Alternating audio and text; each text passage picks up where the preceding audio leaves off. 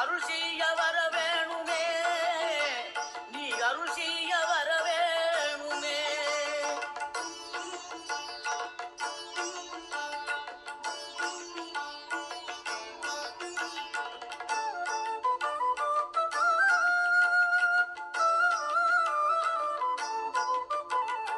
இகழ்தலையும் புகழ்தலையும் ஒரு முகமாய் கருதும்படி செவி உரைத்த முத்து குமரன், நீ வறுமையையும் வளமையையும் சமநிலையை உணரும்படி மதி கொடுத்த செல்வ குமரன், தடை 100 வந்த